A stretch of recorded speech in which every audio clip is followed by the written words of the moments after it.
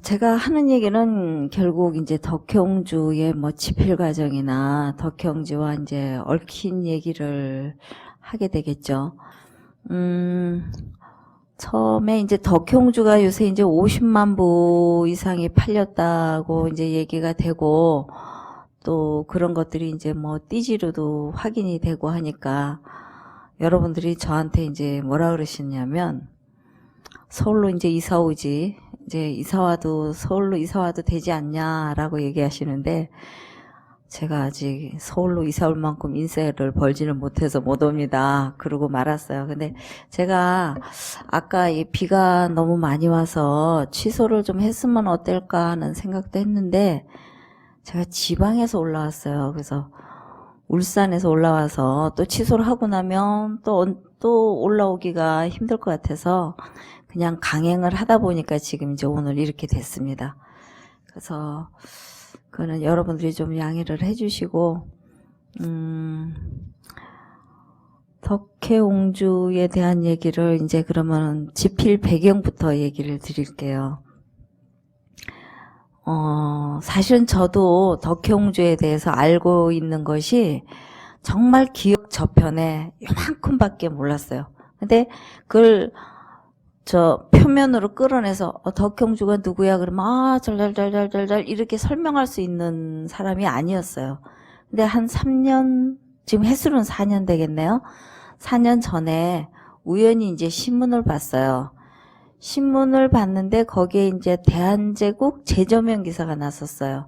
그러니까 대한제국을 우리가 이제 잊고 있는 대한제국을 우리가 다시 한번 이제 다시 우리가 느껴보자 혹은 또 다시 살펴보자 하는 뜻에서 그런 기사가 났는데, 거기에 이제 황실의 사진이 한 장 같이 곁들여서 났어요. 근데 거기에 덕형주 마마가 한 5살 정도 됐을 때 사진이 같이 올라 있었어요. 근데 왜 우리가 사람을 보거나 혹은 또 뭐 어떤 일을 당했을 때 확 끌리는 느낌을 가끔씩 받으시잖아요. 근데 제가 그랬어요. 그 사진을 보는 순간에 확 빨려들어서, 이분이 어떤 분인가 좀 알아봐야 되겠다. 그렇게 하고 이제 사실은 그 대한제국 재조명한 기사를 제가 봤어야 되는데, 그거보다는 오히려 저는 이제 사진이 이제 눈에 확 들어온 거예요. 그래서 이제 자료조사를 한다고, 뭐 우리가 제일 쉽게 요새 접할 수 있는 매체가 인터넷이잖아요. 그래서 거기 들어가서 이제 자료를 찾아보니까 거의 없는 거예요. 덕혜옹주에 대한 자료라는 게, 뭐 고종의 무남동, 막내딸 덕혜옹주, 뭐 또 뭐 정신병원에 갇혀서 뭐 살다가 우리나라 와서 뭐 이렇게 뭐 언제 죽었다, 뭐 이 정도로 아주 단편적인 거. 그리고 또 뭐 그 사진이 돌아다니는 사진은 어렸을 때, 아주 어렸을 때 일신 소학교 다닐 때 그 어마차 타는 그 사진, 그러니까 그때는 굉장히 총명한 모습이었어요. 어마차 타는 사진, 여러분들이 덕혜옹주 보면서 딱 펼치면 나오는 사진, 그거는 12살 때, 그러니까 일본으로 건너가기 직전의 사진이에요. 그래서 그런 사진, 이렇게 몇 장 이렇게 굴러다니는 사진 속에 또 덕형주 마마의 결혼 사진이 한 장이 있었어요. 근데 그 결혼 사진이 결혼이면 남자 여자가 같이 서 있어야 되는데 덕형주 마마는 이렇게 딱 잘라가지고 나온 사진이 있었어요.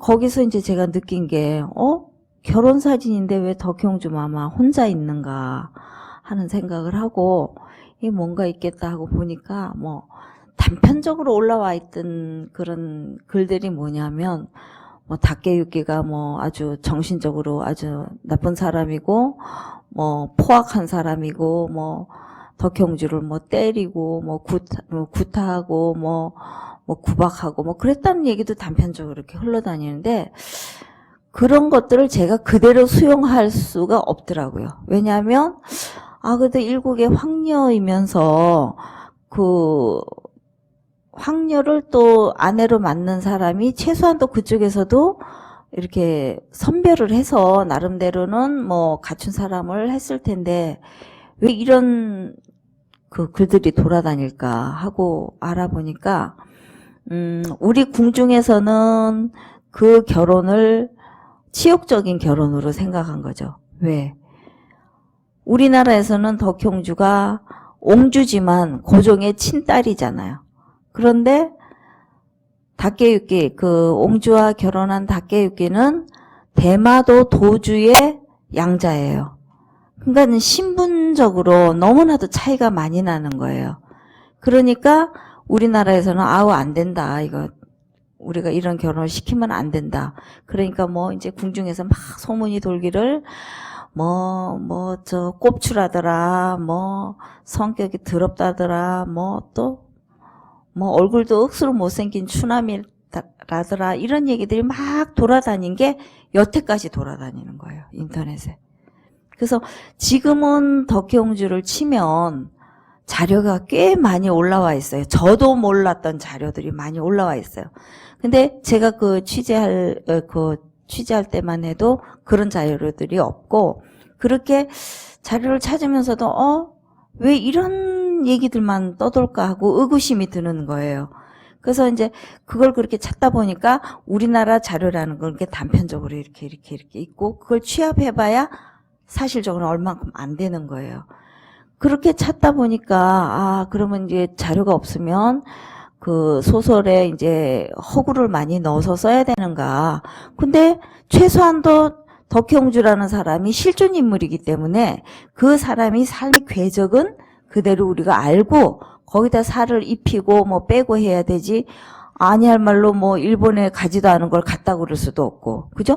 정신병원에 입원한 걸 입원 안 했다 그럴 수도 없는 거예요. 그래서 사실을 정확하게 알고 거기다 살을 붙이고 빼고 해야 되는데 그 정확한 사실을 모르겠는 거예요, 제가. 그래서 막 찾아 헤매다가 일본 여성이 쓴 혼마 야스코라는 분이 있었어요. 그분이 쓴 덕혜희라는 책이 있다는 거를 아주 정말 우연히 알게 됐어요. 자료 찾다가. 그런데 일본인이 쓴 거니까 당연히 일본말로 돼 있을 거고, 근데 저는 또 일본말을 한마디도 못해요. 도조밖에 몰라요.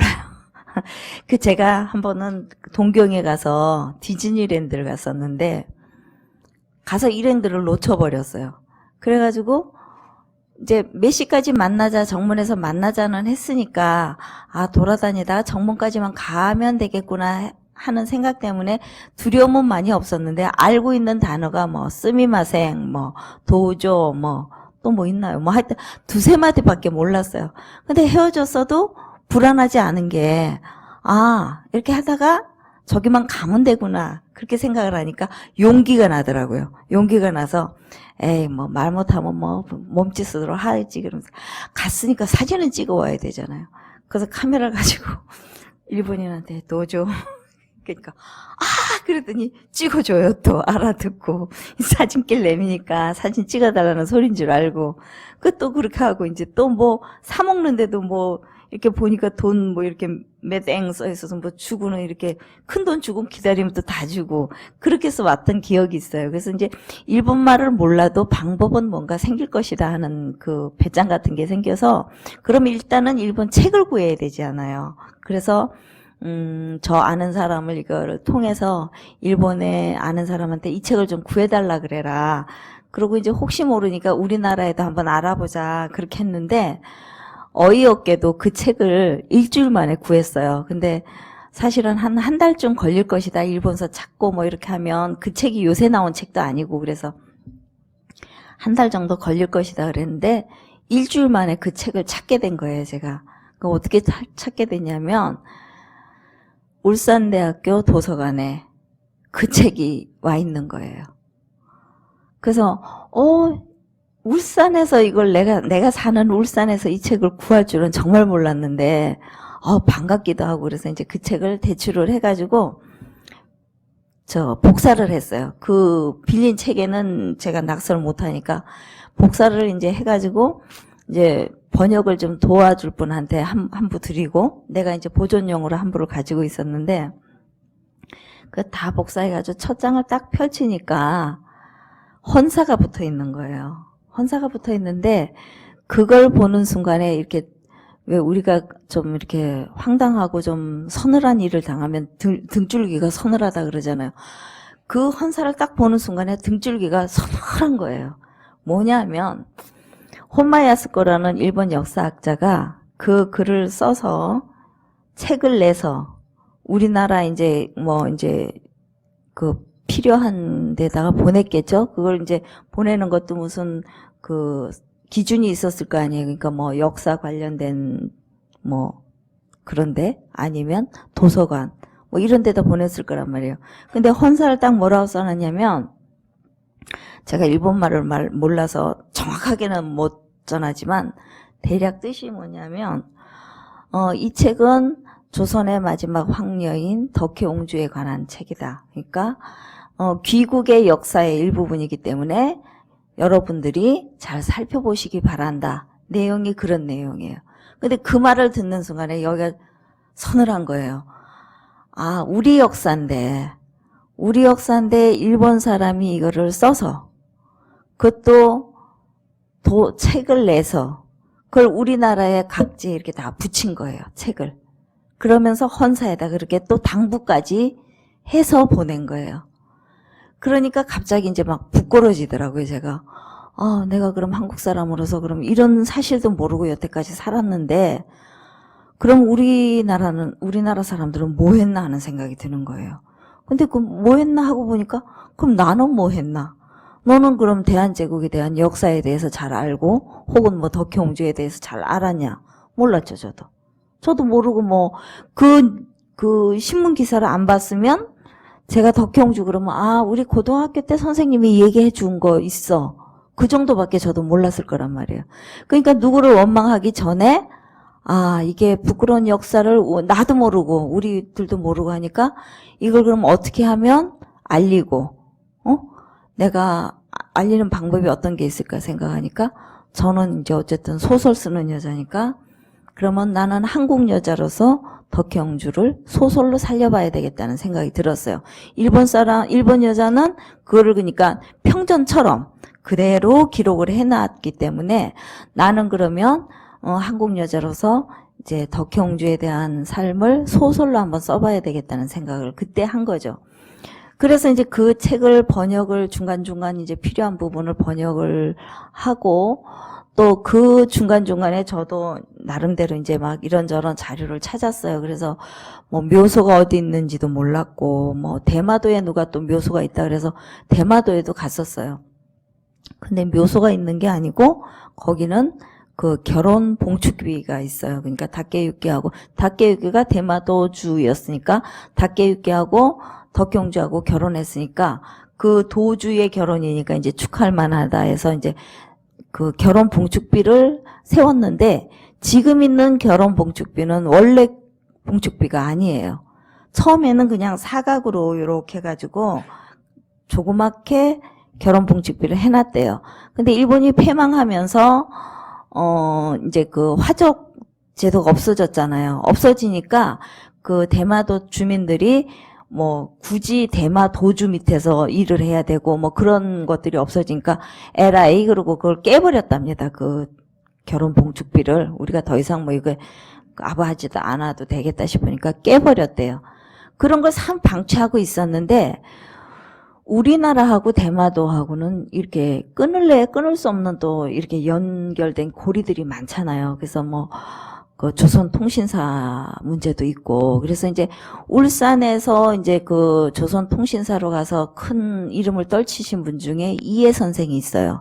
근데 그분의 후예들이 이제 대마도를 이제 해마다 가서 이렇게 뭐 제를 지내고 그러고 오는데 그분들이 가서 보니까 이게 깨져서 방치되고 있는 걸 보고 이게 우리가 어떻게든지 저걸 다시 살려야 된다 그래가지고 그분들이 이제 이리저리 뭐 관계자들 뭐 이렇게 해서 다시 세우게 된 것이 지금 있는 결혼봉축비예요. 그러니까 지금 결혼봉축비는 커요. 이만큼 커가지고 볼만해요. 이렇게 멋있다 뭐 이렇게 잘 세워놨다 하는데 그때는 아니었대요. 그래서 이제 우리가 지금 대마도에 기행을 가면 꼭 보는 코스에 그 결혼 봉축비가 있거든요. 그래서 그 결혼봉축비를 보고 또 대마도에 가면 만성원이라고 있어요. 그거는 이제 닭개육기의 선산, 우리로 말하면 선산이죠. 그 선산이 있는데 거기 가면 이제 닭개육기 그 관련 그 선조들이 묘소가 다 있고 그렇거든요. 그래서 그런 것들만 이제 처음에는 돌아봤어요. 돌아보고 정말 덕혜옹주에 대한 이름만 알고 저 역시도 대한제국에 대한 거는 너무도 몰랐죠. 뭐 대한제국에 대해서 안다는 거는 나라가 있었다는 거, 그런 나라가 있었다는 거, 뭐 13년 동안 뭐 존립했다는 거, 그 정도. 그것도 역사 시간에 한두 줄로 이렇게 나온 거를 우리 역사 선생님이 그쪽에 좀 관심이 많으신 선생님이었던 것 같아요. 그러니까 그 덕혜옹주 얘기를 좀 해주셨던 기억이 새삼스럽게 난 거예요. 그래서 대마도도 3번을 갔어요. 그러니까 처음에 갔을 때, 처음에는 만성원이 뭔지도 모르고 그냥 후루루 쫓아만 다니고 갔다 왔는데, 갔다 와서 이제 이런저런 자료 찾고 하다 보니까, 아, 만성원이 그런 자리구나. 왔다짐이 신사가 또 우리나라하고 이런 연관이 있구나 하면서 공부를 자꾸 하면서 가서 보면은 새롭게 보이고, 또 그 다음에 가면 새롭게 보이고, 그래서 3번을 제가 대마도를 갔다 왔어요. 대마도를 갔다 왔는데 덕혜옹주 묘소는 거기에 아무리 찾아도 없는 거예요. 그 또 어떻게 알다 보니까 덕혜옹주 묘소가 어디 있느냐면 우리나라 저 근곡에 있어요. 남양주 가다 보면 홍유능 있죠.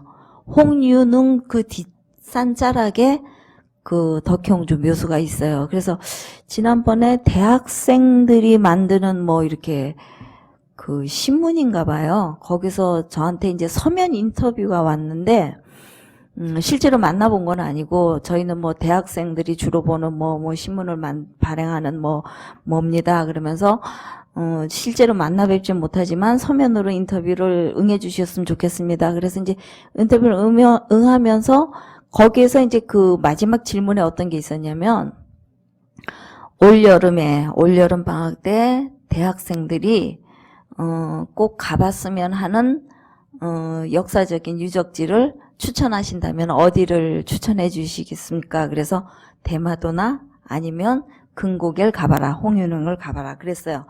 근데 대마도는 덕혜옹주하고 닭개육기의 흔적이 같이 조금 있는 곳이에요. 많이 있는 게 아니고. 근데 홍유능은 가면 대한제국의 역사가 고스란히 다 있어요. 고종, 명성황후 합장묘 있죠. 또 순종 합장묘도 있죠. 그 황후들 순명, 순정, 황후 합장묘 있죠. 그 뒤로 조금만 돌아가면 영원은 어딘지 아세요? 영원은 영친왕의 묘를 영원이라고 해요. 그러니까 릉을 못하는 것이 임금 황제를 못했기 때문에 릉이란 이름 못 붙이고 영원으로 해서 거기 가면 이방자 여사하고 우리 영친왕하고 합장묘가 또 있어요. 그러면 그 옆에 보면 이제 그 아드님 묘소가 또 있고 거기서 조금 더 한참 더 돌아가면 거기에 이제 덕혜옹주 묘소가 있는 거예요. 그러니까 그것도 제가 몰라가지고 얼마나 헤매고 다니면서 알아낸 게 그랬는데 덕혜옹주 묘소에 가서 이제 처음에 찾아갔을 때 옆에 그러니까 덕혜옹주 묘소 올라가는 길 말고 이쪽 옆에 또 무덤이 하나 있는 거예요. 근데 그때는 아무 생각도 없이 여기다 뭐 무덤이 있네 그러고 그냥 덕혜옹주 묘소만 참배를 하고 왔는데 알고 보니까 그게 또 의친왕 묘소인 거예요. 의친왕 묘소도 그냥 일반 사가의 무덤처럼 그냥 그렇게 방치가 돼 있어요. 그러니까 근곡에 가면 그 홍유능에 가면 대한제국의 그 황제나 그런 흔적들이 고스란히 그 능 안에 다 있는 거예요. 덕혜옹주 묘소까지.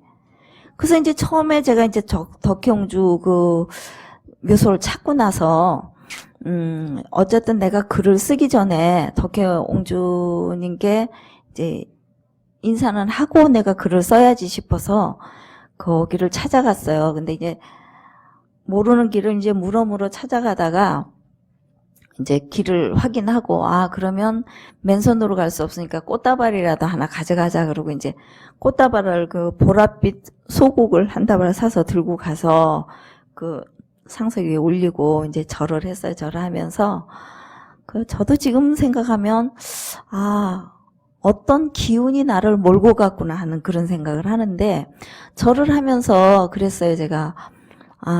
제가 마마의, 잊혀진 인생을 다시 소설로 복원해 보려고 합니다. 그러니까 내 무딘 붓끝에 힘을 좀 실어 주십시오. 그리고 절을 하고 왔는데, 사흘째 되는 날 꿈에 나타나신 거예요. 저는 좀 영혼이나 뭐 이런 걸 좀 믿는 사람 쪽이라서 이렇게 해석하는지도 모르겠는데, 꿈에 나타나셨는데, 저는 이제 뭐 사진이나 이런 걸로 마마 얼굴을 알잖아요. 그래서 마마님께서 여기까지 웬일이시냐 하니까, 내가 바쳤던 그 소국을 그대로 들고 오셔서 나를 이렇게 물끄러미 바라보고만 계셔요. 아무 말도 안 하고. 그래서 막 나는 이제 허둥지둥 막 그랬는데, 그렇게 막 한참 이렇게 보시더니 호련히 그냥 이렇게, 왜 우리 뭐 전설의 고향 그런 거 보면 싹 사라지는 것처럼 그냥 사라지시는 거예요. 그래서 푸떡 놀래가지고 깼는데, 깨보니까 그게 꿈인 거예요. 근데 이제 그때 드는 생각이, 덕형주 마마가 나를 도와주시려나 보다 하는 생각을 제가 한 거예요. 뭐 이제 이런 제 말에 대해서 어떤 분들은 뭐 그 쓸데없는 소리 하지 말라고 뭐 그런 분들도 있을 거예요. 근데 제가 믿기를 그렇게 믿었으니까 도와주시겠구나 하는 생각을 했는데, 그게 정말 거짓말처럼 그 도와주신 결과가 요새 나타나는 거예요. 제가 처음에 덕형주를 쓰고는 어떤 생각을 했냐면, 됐다. 내가 덕형주를 책으로 냈으면 됐다. 더군다나 서울에 있는 출판사에서 책을 냈으면 난 이걸로 만족이다. 막 팔리고 안 팔리고는 그거는 이제 그땐 개념도 없었고. 그랬는데 이제 이게 막 날개도 친 듯이 막 팔리기 시작하는 거예요. 그래서 한 10만 부쯤 나가니까, 처음에는 뭐 5천 부 찍고 1만 부 찍고 3만 부 찍고 5만 부 찍고 이러더니 뭐 10만 부가 나갔다 그러니까 이제 그때부터 막 매스컴에서 저한테 이제 막 스포트라이트를 막 비치는데, 저더러 물어요. 이제 어떤 기자분이, 그래 덕형주를 이렇게 쓰시고 이렇게 대박이 날 줄 알았습니까? 모르지, 그걸 어떻게 알아요 제가. 대박 날 줄 알고 글 쓰는 사람은 뭐 우리나라에 손꼽히는 뭐 작가들 외에는 뭐 그게 있을 수도 없는 일이고 뭐 기대도 안 하는 일이잖아요. 근데 이제 그렇게 뜨니까 막 이제 여기저기서 막 취재를 하면서 신문 헤드에다 뭐라고 쓰냐면, 무명 작가 권비영이 덕형주로 뭐 베스트 반열에 오르다 뭐 이렇게 하네. 그때는 계속 무명 작가가 막 올라오는 거예요. 근데 이제 울산에서는 제가 이제 문학 수업을 한 지가 오래됐으니까, 울산에서 문학 한 지가 오래됐으니까, 울산에서는 제가 무명이 아니거든요. 그러니까 울산에서 글 쓴 사람들이 뭐 화를 내는 거예요. 뭐 왜 네가 무명이냐. 서울에서 내가 무명 맞지. 뭐 권비영이 어디서 뭐 사는 사람인지도 모르고, 더군다나 지방 작가가 서울에서 책 내는 것도 어려운데 냈다 그러지. 무명 작가라도 나는 감지덕진 거예요. 그랬는데 10만 부만 해도 막 이게 웬일이냐 그러고, 울산이 생긴 이래로 베스트셀러 작가가 생긴 적이 없대요. 그러니까 뭐 이렇게 여기저기서들 이제 국회의원도 보자 그러고 막 그러는 거예요. 그러더니 한 번은 시장이 날 불러요. 시장이 글 쓰는 사람 왜 부르는데 했더니, 울산을 빛내준 사람으로 고맙다고 시장도 부르고 막 그러는 거예요. 그래 이제 베스트셀러 작가 된 것만 해도 울산으로서는 더 없는 경사였어요. 근데 이게 꼭 뭐라 그럴까, 그러니까 훈풍을 불어넣는 것처럼 10만 부면은 나도 그렇고 출판사에서도 처음에 10만 부 그랬으면 아마 이만큼만 있으면 됐다 했을 것 같아요. 근데 이게 10만 부 아니라 20만 부, 30만 부 막 올라가더니 50만 부 넘었다 그러니까, 그런데다가 또 상반기 베스트 원 해가지고 그것도 제게 제일 1위로 올라왔더라고요. 그러니까 이제 울산에서 더 난리가 난 거예요. 아니 이게 울산 생긴 이래로 이런 작가가 난 적이 없는데 이래가지고, 울산에서는 제가 이제 떠날까봐 뜨는 작가들은 다 얼마 안 있어서 다 울산 뜬다더라. 근데 이제 울산 작가로 유명한 사람이 누구냐면 박민규 그 아침 요번에 그 저 이상문학상 탔잖아요. 그죠? 그 작가가 울산 작가예요. 근데 그 작가는 고등학교까지 거기서 다녔어요. 고등학교 다니고 대학교 다니면서 이제 그 도시로 올라왔는데, 아, 그래, 박민규가 우리 저 울산을 제일 빛내는 인물로 알았더니, 박민규는 이제 그 문학성이나 아니면 이상문학상 그런 거 탄 걸로 이제 그 탄탄한 작가로 박민규인데, 이거는 안 된 거예요. 뭐, 부스 이거는 안 된 거예요. 그런데 이제 저는 이제 부스가 막 올라가니까, 아니, 지금 울산이 생긴 이래로 이런 일이 없었는데 이게 웬일이냐 막 그러면서 제발 울산 떠나지 마라 막 이런 소리가 있는 거예요. 그래서 제가요, 울산을 떠날 만큼 인세를 많이 본 건 아니기 때문에 울산 안 떠납니다. 그랬더니, 아, 왜, 50만 부나 팔았는데, 그래서 내가 50만 부 팔아도 서울 아파트가 원체 비싸서 못 갑니다. 그랬더니 웃고 말았어요. 그랬는데, 어쨌든 그렇게 해서 이제 제가 덕혜옹주 마마한테 그 글을 쓰겠습니다. 그렇게 절을 하고 이제 마음을 다지고 뭐 그동안 모아놨던 자료로 이제 글을 쓰기 시작한 게 자료만 찾는데 한 1년 걸렸어요. 근데 그 자료라는 게 뭐 여기 가면 있다. 탁 포와서 내가 차차차작 하는 게 아니고 여기 하나 저기 하나 뭐 대마도 가서 한두 개 얻어오고 뭐 근곡 가서 이렇게 막 헤매다 보니까 뭐 어떤 때는 한 달도 공칠 때도 있고 이러다 보니까 그 기간이 한 1년 걸린 거예요. 자료 조사를 온전하게 한 게 아니고. 그리고 또 제가 그때는 또 일을 가지고 있었을 때라서 일을 하면서 틈틈이 뭐 주말에 가서 또 자료 조사하고 뭐 그렇게 했기 때문에 전업작가처럼 할 수 있는 상황이 아니었어요. 그래서 이제 그렇게 해서 1년을 자료를 모으고, 아, 인지는 써야 되겠구나 하고, 이제 그 다음에는 제가 일을 좀 줄이고, 이제 그 덕혜옹주 쓰는 거에 이제 매달리기로 하고, 주변 사람들한테 제가, 그러니까 이게 어떤 그 뭐라 그럴까, 이렇게 될 수밖에 없는 그런 이유들이 있더라고요. 다 나중에 생각해 보니까.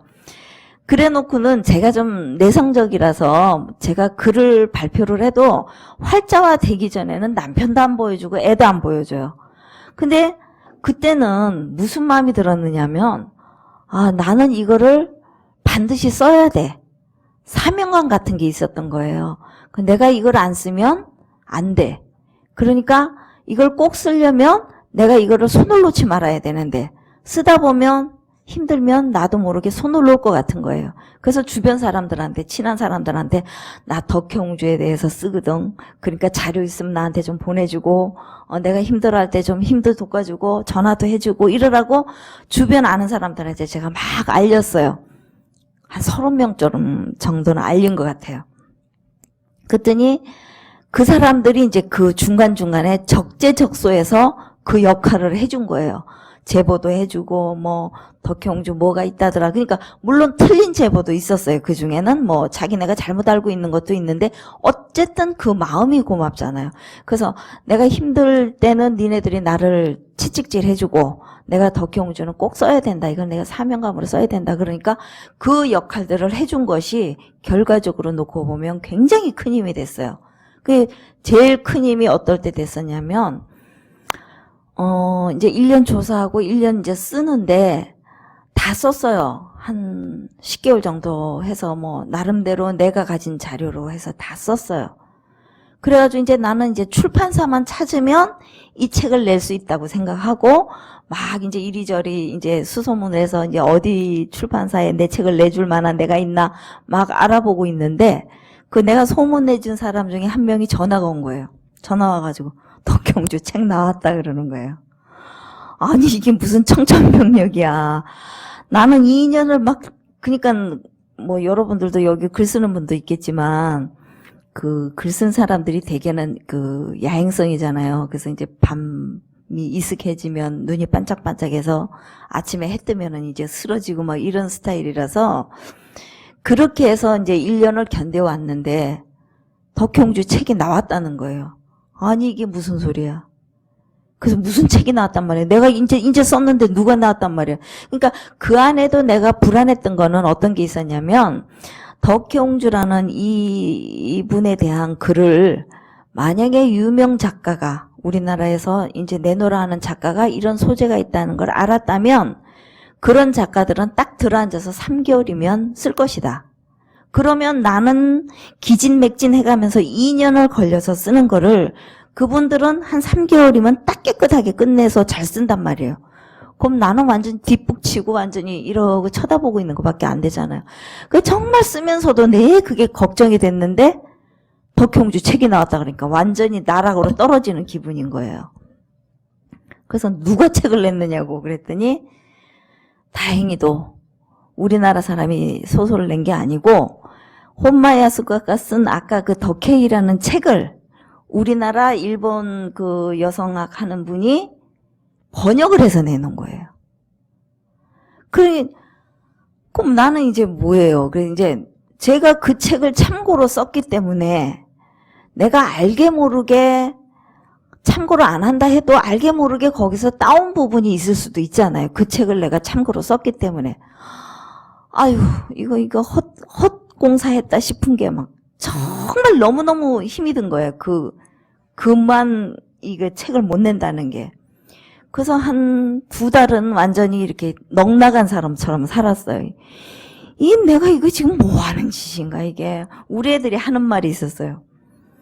이제 밤새요. 그러니까 그 무명 작가였잖아요, 제가요. 무명 작가가 뭐 돈도 되는 것도 아니고 명예가 되는 것도 아닌데 엄마가 어떤 때 보면 밤을 새고 눈이 뻘개가지고는 이제 지네들 밥 해준다고 학교 보내고 이제 그런다고 밥 해주면서 잘 갔다 그러고 눈을 시뻘개가지고 이제 잘 갔다 그러니까 애들이 딱 한 거예요. 그러니까 이제 머심 애들이니까 이제 조곤조곤 말은 못하고 뭐라냐면 돈도 안 되고 뭐 아무것도 안 되고 누가 알아주지도 않는 걸 뭐하러 그렇게 하느냐 하면서 막 화를 내더라고요.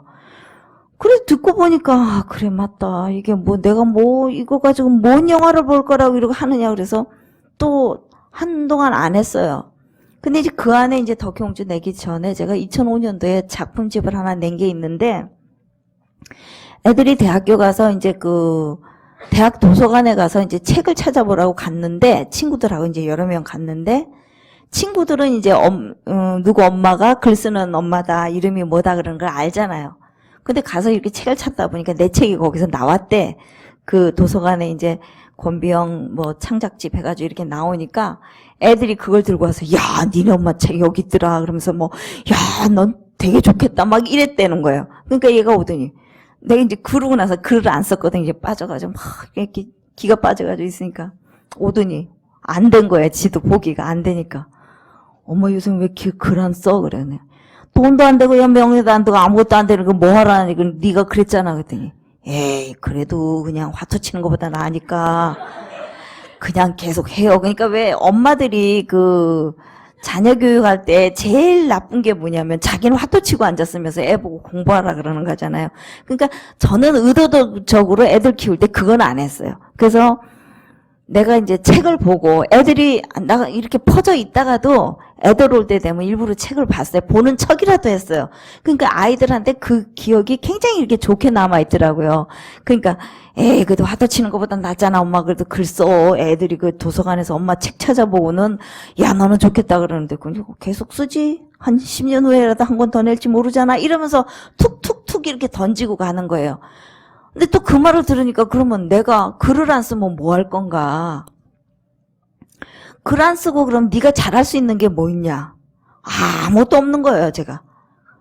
뭐 살림도 뭐 야무지게 못하지. 뭐 그렇다고 춤을 출 줄 아나? 뭐 노래를 잘하나? 뭐 화투도 못 쳐요, 저는. 치면 쳤다 이렇게 우리끼리 왜 장난으로라도 이렇게 쳐도 맨날 꼰다 이러잖아요. 맨날 잃어요. 그러니까 그것도 안 되죠.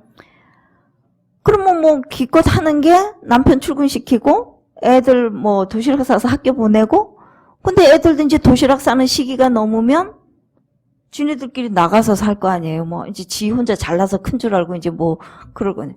그러면 다 떠난 다음에 내가 할 수 있는 게 뭐냐? 아무것도 없어요. 그러면 내가 이거라도 잡고 있자. 이거라도 잡고 있어야 그래도 내 존재감이 있지. 이거마저 없으면 난 존재감도 없다 싶어서 이제 다시 이제 그렇게 슬럼프에서 이겨내고 다시 써야지 할 때 덕혜옹주 그게 이제 딱 연결이 된 거예요. 그러니까 제가 2005년도에 책을 내고 2009년도에 덕혜옹주를 냈잖아요. 그러니까 한 1년 허송세월 하고 그러고 이제 덕혜옹주 그 소재를 찾아낸 거 그래가지고 1년 조사하고 1년 썼는데 그렇게 이제 덕혜옹주 번역본이 나온 거예요. 그러면 이제 이 책을 그대로 내면은 표절 시비에 휘말릴 수도 있고 작가로 뜨기 전에 완전히 매장당할 경우가 생기는 거예요. 그래서 뭐 네가 뭐 무명 작가라 그러더니 뭐 일본 책이나 뺏겨서 내고 뭐 이러면 할 말이 없잖아요. 그래서 그러면 이거는 다시 쓰라는 얘기다 싶어서 개작을 한 거예요. 개작을 하려고 마음 먹기까지 또 한 2달 허송세월 했죠. 그래서 이제 한 서너 달 열심히 썼어요. 그랬는데 한 서너 달 열심히 썼는데 교통사고가 났어요. 제가 교통사고가 났어요. 근데 지금 제가 이 얘기를 왜 장황하게 하느냐면 어떤 분들이 저보고 그러세요.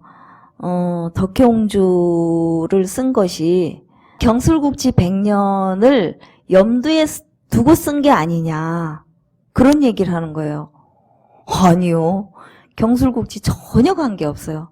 근데 이렇게 일이 이렇게 흘러온 과정이 경술국지하고 맞도록 이렇게 일이 이렇게 벌어진 거예요. 그러니까 만약에 호마야스코의 번역본이 안 나왔다면 제가 어떻게 또 찾아가지고 그 책을 냈을지도 몰라요. 근데 그 시기에 그 호마야스코의 번역본이 나오는 바람에 주춤했죠. 그래서 한 4, 5개월 그렇게 하다가 교통사고가 난 거예요. 교통사고 나와서 병원에서 한 40일을 있었는데 그 사고도 정말 생각하면 있을 수도 없는 사고고 그 사고가 났으면 저는 죽었어야 돼요. 제가 그때는 빨간 마티즈를 몰고 다녔어요. 제가 보기에 사람도 조그마니까 차도 조그만 걸 몰고 다녔는데 마티즈를 몰고 도서관을 가는데 좌신호가 바뀌었어요. 신호가 바뀐 걸 보고 나는 차를 틀었는데 저쪽에서 덤프가 오는 거예요. 근데 아니 저 왜 신호가 바뀌었는데 왜 덤프가 오지? 그러면서 빨리 지나가야지 그랬는데 쾅 하고 박은 거예요. 그 옆에 사람이 다행히 안 탔어요. 그리고 저는 안전벨트를 하고 있었는데 이 유리창이 깨지는 힘으로 이쪽 문짝이 그냥 그대로 날아가더라고요. 그러니까 왜 경차니까 차가 이렇게 좀 진짜 경하잖아요. 그러니까 그렇게 이제 뭐 좋은 차 같으면 그렇게 안 날아가겠죠. 그렇지만 경차니까 탁 치니까 이게 그대로 문짝이 탁 떨어져 나가는 거예요. 근데 저는 다행히 이걸 하고 있어서 나까지 떨어져 나가지는 않았어요. 근데 그 나중에 그 경찰들이 하는 말이 이쪽에 사람을 태웠으면 나도 죽고 이 사람도 죽었다는 거예요. 이게 충격으로 같이 밀려간다 그러는데 다행히 사람도 안 태웠고 나는 이제 이쪽 유리가 깨지면서 막 그 파편들이 막 이렇게 뒤집어 쓰니까 그 상황에서는 다 죽었다 그랬대요. 피 흘리고 막 문짝 떨어져 나가고 있는데 더 웃기는 건 뭐냐면 그때 제가 파바로티 음악을 장중한 음악을 쫙 듣고 가는데 팡 했는데 차는 그렇게 되고 사람을 이렇게 쓰는데 음악만 쫙 영화의 한 장면 찍은 것 같아요.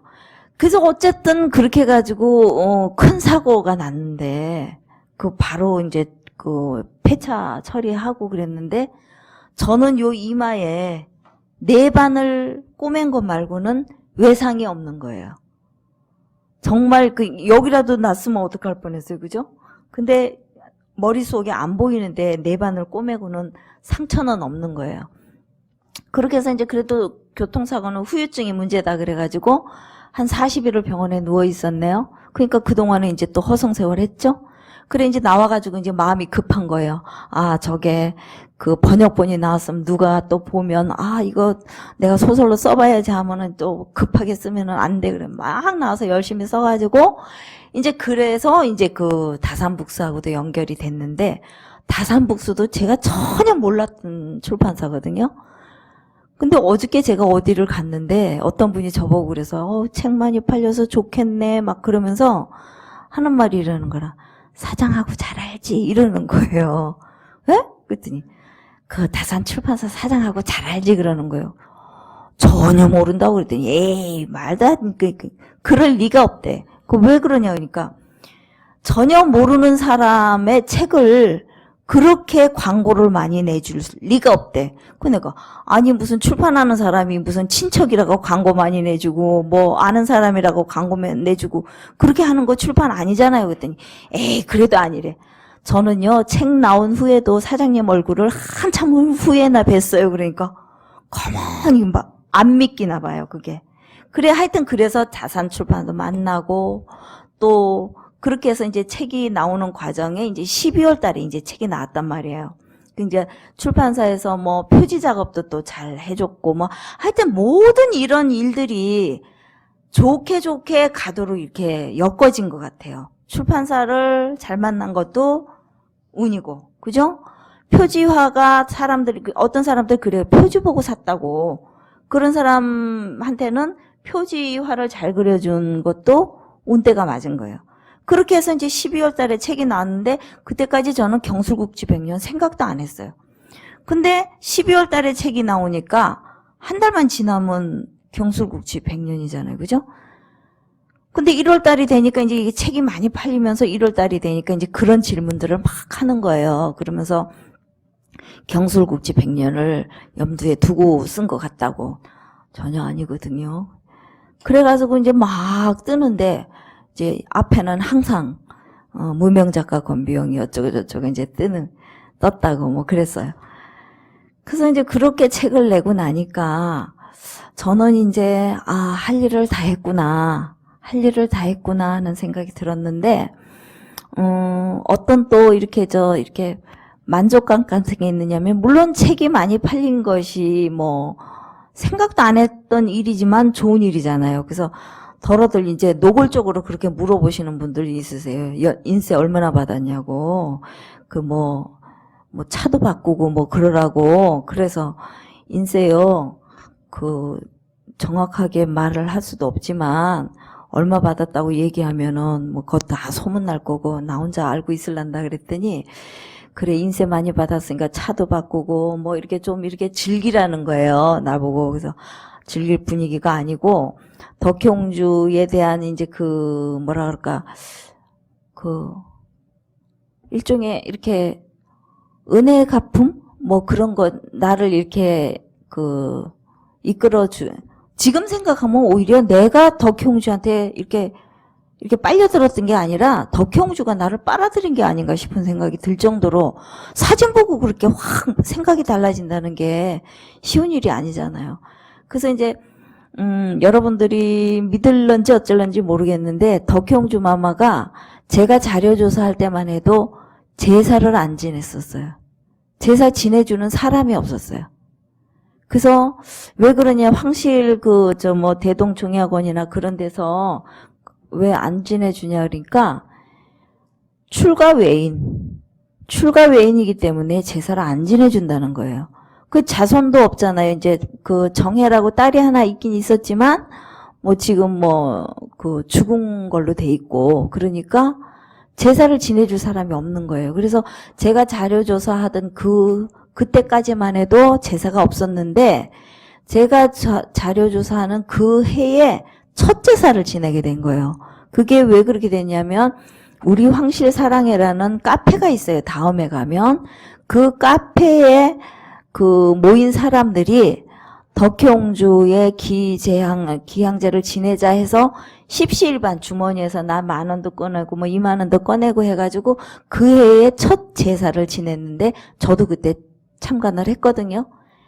너무 초라해서 정말 미안해서 거기 있을 수가 없을 정도였어요. 그러니까 배 매달, 사과 매달, 사가에서 그러니까 일반 여염집에서 초라하게 지내는 제사만큼밖에 안 됐어요. 그러니까 말 그대로 뭐 누가 재주가 있는 것도 아니고 그러니까 뭐 시장에서 파는 전 부친 거, 생선 부친 거 사다 놓고 그냥 절하고 그냥 정말 말 그대로 기리는 거 외에는 격식이 하나도 없었어요. 그래서 이제 제가 이제 덕혜옹주 이게 책이 나오고 이게 이제 인기를 끌면서 덕혜옹주에 대한 관심들도 많아지고 또 그와 아울러서 이제 대한제국에 대한 또 관심들이 또 많아졌어요. 그러니까 덕혜옹주가 그 대한제국의 그 무관심했던 대한제국의 역사에 이렇게 일종의 물꼬를 튼다고 하나요? 이렇게 탁 틔워줘서 사람들이 아, 우리나라 역사에 대한제국에 이렇게 불운한 옹주님이 있었네. 아, 그럼 우리 대한제국도 다시 한번 알아보자. 뭐 이런 식으로 해서 사람들 관심이 이제 그쪽으로 이제 많이 쏠려진 거예요. 그래서 올 4월에 제사 지낼 때는 그래도 이제 그 종원관도 있고 뭐 이렇게 제사의 격식을 갖춰가지고 앞에서 또 이렇게 그 뭐라나요? 그 나팔도 불어서 이렇게 저기 하고 해서 그래도 조금은 그래도 여염집 제사하고는 좀 다르구나 하는 정도의 격식을 갖춰서 제사를 지냈어요.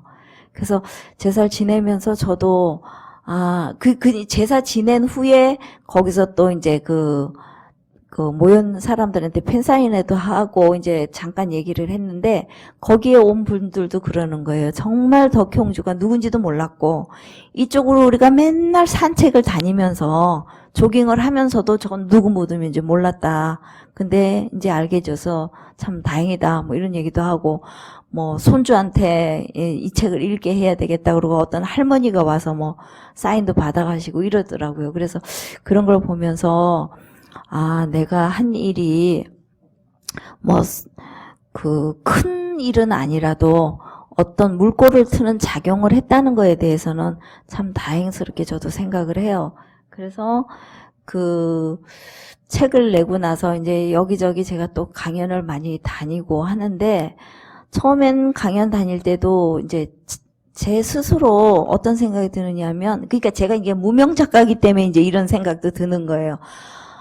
이거 똑같은 소리를 비슷한 소리를 여기 가서 하고 저기 가서 하고 이제 또 그렇게 제가 생각하도록 한 그 사람들이 있어요. 왜냐하면 울산에도 다 저를 이렇게 좋다 잘했다 뭐 이런 사람들만 있는 게 아니고 또 시기하고 이렇게 삐죽거리는 사람들도 있잖아요. 어떤 일이든지 그렇잖아요. 그러니까 개 중에는 또 뭐 그까지 뭐 소설 같지도 않은 소설 하나 써놓고 뭐 오만 대 다니면서 뭐 강연 다닌다는 소리도 들려오고 뭐 인쇄만 받으면 됐지 뭐 강연료 받으러 다닌다는 소리도 있고 정말 이렇게 악성 루머가 막 있는 거예요. 그래서 정말 이게 내가 잘하는 건가 못하는 건가 그런 생각도 잠시 들었는데 어떤 분이 저한테 이제 그 조언을 해주시는 거예요. 미국에는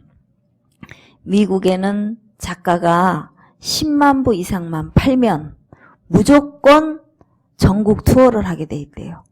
작가가 독자를 만나는 전국 투어를 한대요. 그러니까 작가들이 10만 부 이상 팔면 아이고 뭐 이제 내 책 읽을 사람 읽고 말 사람 말고 이래야 되는데 10만 부 이상 팔면 작가로서의 책임이다. 독자에 대한 책임이다 해서 투어를 시킨대요.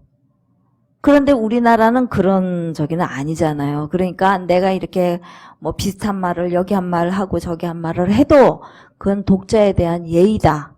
그렇게 생각하면 하나도 부끄러울 거 없고 이제 힘들 게 없다. 그러니까 독자에 대한 서비스로 생각해라. 그리고 덕혜옹주를 쓴 사람이 누군지 혹은 또 뭐 덕혜옹주에 나오는 뭐 인물 중에 뭐 이런 사람은 어떤지 뭐 궁금한 거 많은데 작가를 안 만나면 그거 물어볼 데가 없지 않느냐. 그러니까 그거는 팬 서비스다. 그러니까 다녀라. 힘들더라도 다녀라 그러시더라고요.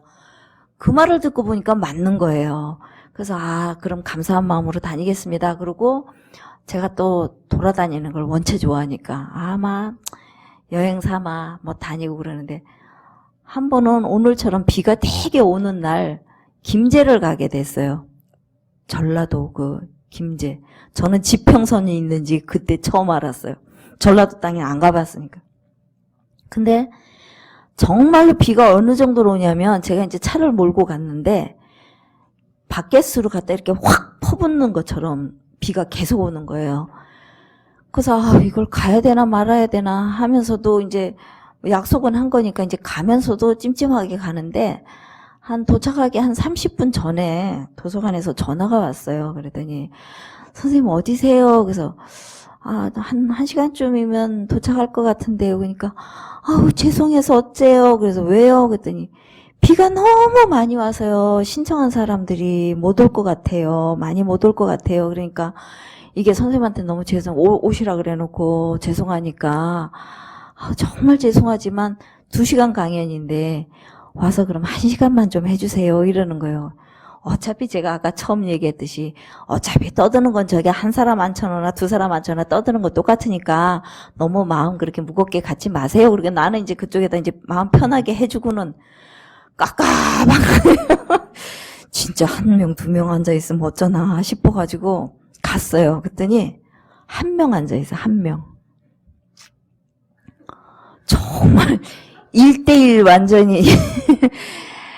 근데도 이제 뭐 제가 한 말도 있고 또 어차피 뭐 10명이 앉아있어도 제가 말하는 거는 뭐 2번 반복하는 건 아니잖아요. 그래서 마음 편하게 먹고 그래 뭐 한 사람이 이 비 오는데 내 말 듣겠다고 완 사람인데 막 그것도 감사하게 생각하고 그러면 하자 그러고 이제 앉았어요. 그랬더니 정시에 이제 그 강연을 시작을 했는데 한 사람 앉아있더니 2사람 오고 3사람 오고 이래가지고 1시간쯤 지나니까 40명이 왔어요. 그래서 아까 저도 여기 처음에 와가지고 이렇게 몇 분 앉아 계셔서 아이고야 하다가 에이 1명 있는데도 했는데 뭐 싶어가지고 얘기를 했는데 이제 처음에는 죄송해요 막 이러던 분들이 나중엔 그러는 거예요.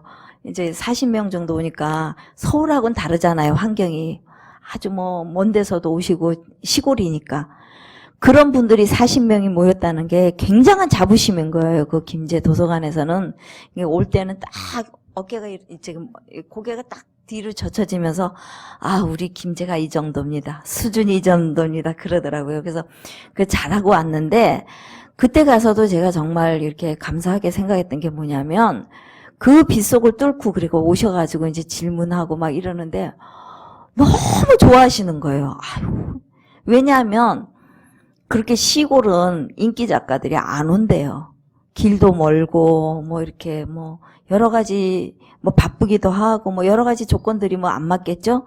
근데 이제 저한테 전화를 했을 때 흔쾌하게 와준다 그래서 정말 고마웠다는 거예요. 그래서 저는 무명 작가입니다. 그러니까 불러만 주시면 옵니다. 그랬더니 요새는 아니잖아요. 근데 뭐 한 편 떴다고 뭐 제가 뭐 유명 작가가 되는 건 아닌데 그런 식으로 이렇게 독자들을 만나고 다니면서 제가 이제 느낀 게 있어요. 내가 그냥 앉아서 책 쓰는 거하고 이렇게 독자들을 만나고 하는 거하고 이게 다르구나. 그래서 정말 내가 힘이 된다면 건강만 허락한다면 불러주기만 하면 어디든지 가서 10명이 앉아 있어도 내가 강연을 하고 오는 게 맞겠구나 하는 생각이 들어요. 그래서 이제 뭐 다음 달에는 저 해외에도 가네요. 해외라니까 또 뭐 미국 가냐고 뭐 그러는 분들 있는데 그게 아니고 이제 제주도에서 이제 우리는 그 작가 초청을 뭐 내지 사람만 합니다. 내지 사람만 초청을 합니다. 그러더라고요. 그래서 길이 좀 멀어서 그러고 내가 좀 뺐더니 서울 가는 것보다 빠르걸랑요. 그래. 맞잖아요.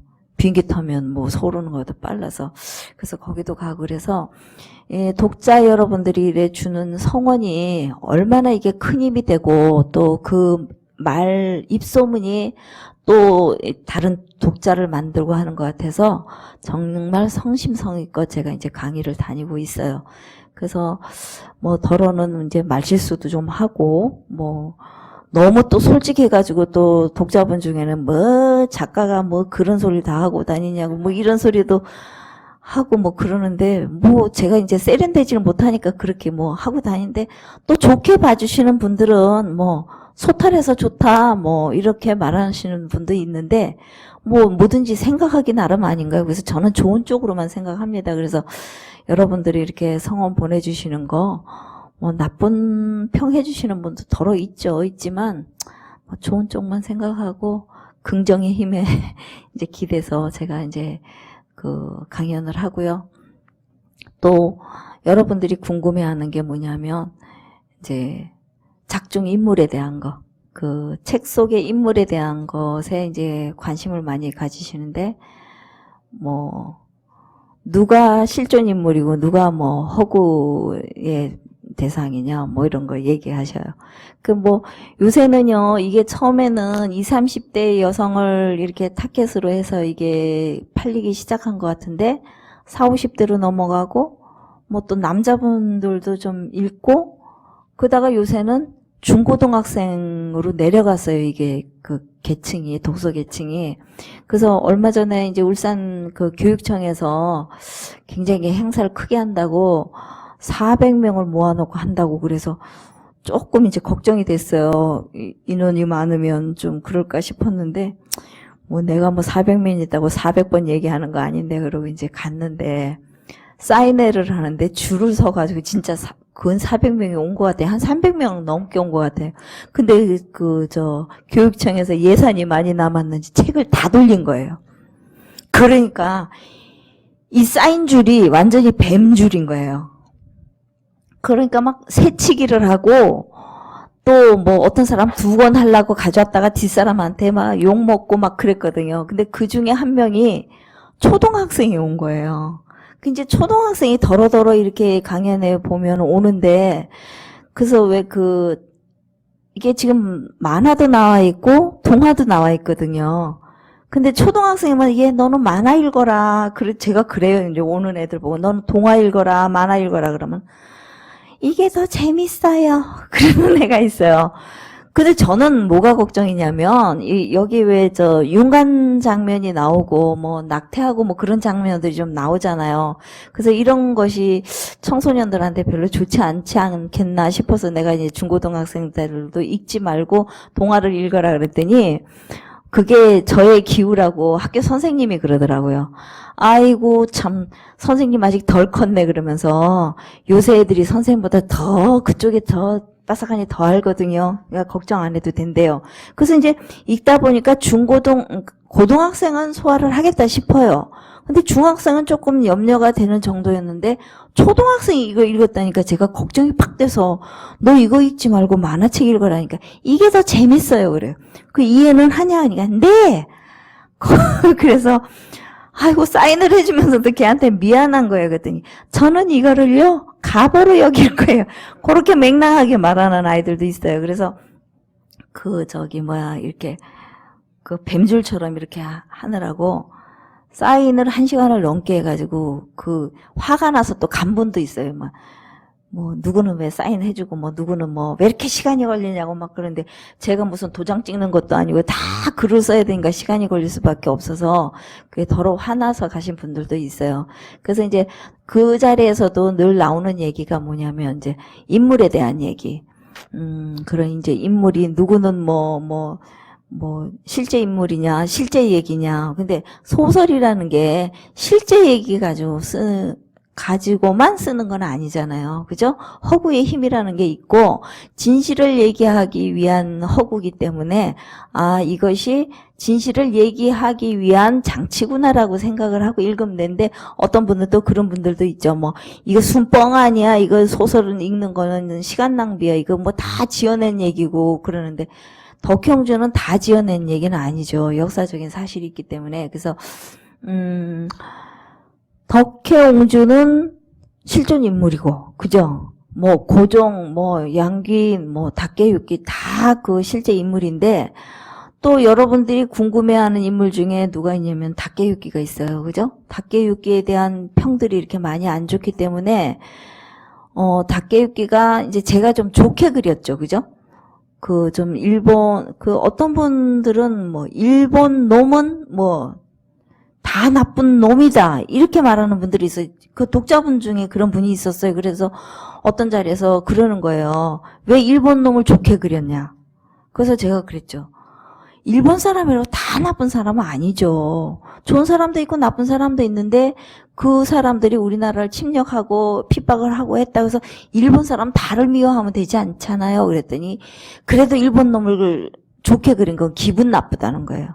그냥 기분 나쁘다 할 수 없고 그렇게 넘어갔는데, 닭개육기라는 분은 이렇게 혼마야스코의 책에 보면 굉장히 이렇게 좋게 그려져 있어요. 그런데 그거는 일종의 조금 이렇게 지우친 부분도 없지 않아 있어요. 왜냐면 저도 몰랐는데 나중에 책을 다 읽고 나서 알게 된 게 뭐냐면 덕혜옹주라는 책을 쓴 혼마 야스코라는 작가가 다케유키 집안의 가신의 딸이에요. 그러니까 우리로 말하면 집사의 딸.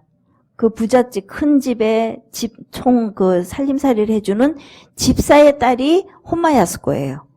그러니까 어려서부터 혼마 야스코는 그 다케유키를 도련님하고 이렇게 우러러 봤대요. 그 감히 이렇게 가까이 가서 얘기도 못하고 이제 먼 발치에서 우러러 보는 존재였기 때문에 우상에 대한 거는 다 좋잖아요. 우리도 뭐 우상에 대한 건 굉장히 이렇게 좋게 표현하잖아요. 아마 그런 데서 이렇게 좋게 평했을 것도 같아요.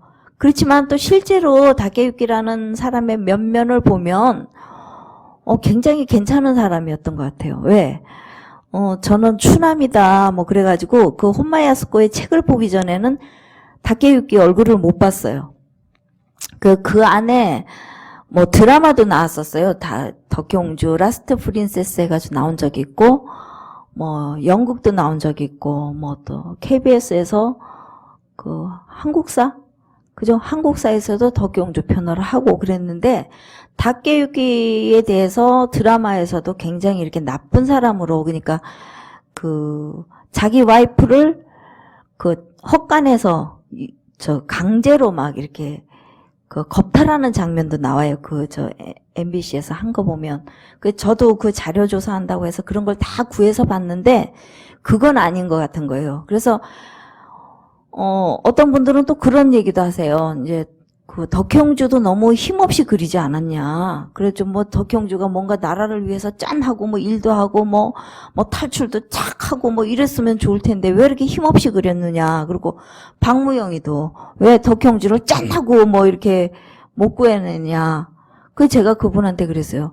나라가 망한 입장에 개인이 가진 힘이 얼마나 역할을 하겠냐. 그래서 덕혜옹주는 더군다나 365일 감시의 눈이 붙어 있는데 어떻게 행동에 자유로울 수 있겠느냐. 그랬더니 너무 그 부분이 아쉽다. 그 얘기를 해요. 그래서 아마 덕혜옹주를 재조명해야 되거나, 다시 다른 인물로 평해야 될 어떤 역사적인 사실들이나 뭐가 나온다면, 그건 아마 다른 분이 다른 각도로 덕혜옹주를 다시 형성할지 모르겠지만, 내가 여태까지 조사한 거로는 덕혜옹주는 그럴 수밖에 없었고 다케유키도 그렇게 나쁜 사람이 아니었다고 생각한다. 그래서 내 시각으로 쓴 거기 때문에 건비용의 덕혜옹주는 이렇게 쓸 수밖에 없었다. 그랬더니 뭐 불만은 있으시더라고. 근데 그나마 차후에 그 불만을 가진 세력들이 많으면 새로운 덕혜옹주가 나오지 않을까. 그는 차후의 문제고 지금은 그 정도로 봐주세요. 그랬거든요.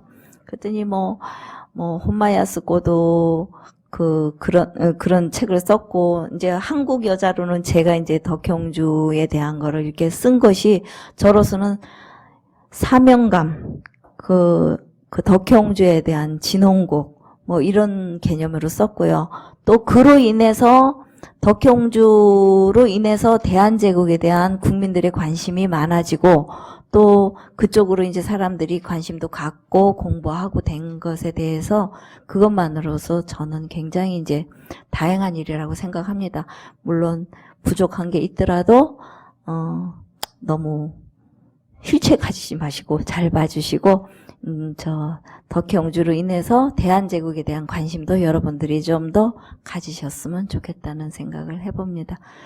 네, 질문하실 분 있으시면.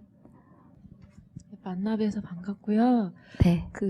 절하시고 보라색 소구 올리셨다 그 네네. 부분하고 꿈에 나타나셨다 부분이 마음이 많이 이렇게 감성적이다 보니까 궁금한 부분이 쓰시다가요. 작가님이시니까 이렇게 울컥하시다거나 그런 특별한 경험이 있으셨나가 궁금합니다.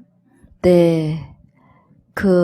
저는 나라 잃어서 나라가 그 지경이 돼서 일본으로 볼모처럼 갔다는 것보다 정말 가슴 아팠던 부분은 어디냐면 정혜를 낳잖아요.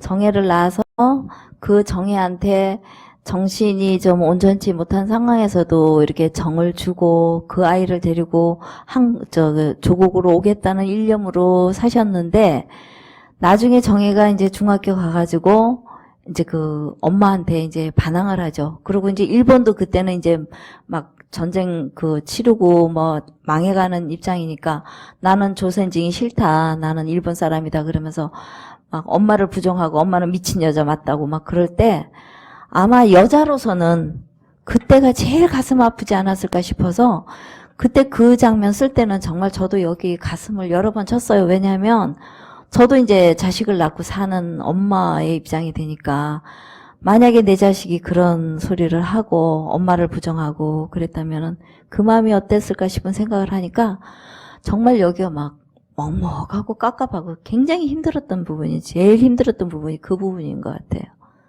네. 또 다른 분? 예, 저는 단국대에 다니고 있는 학생인데요. 네. 그래서 대학생의 좀 시각으로 좀 질문을 드리려고 합니다. 네.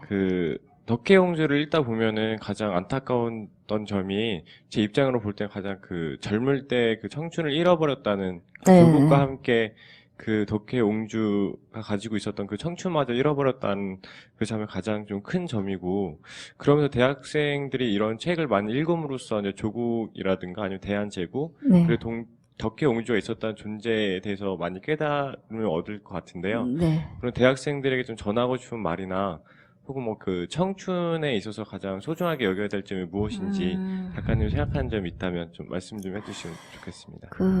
청춘이라는 게 저도 지내봤지만 그때는 감정적으로나 정서적으로나 이게 굉장히 이렇게 불안한 시기잖아요.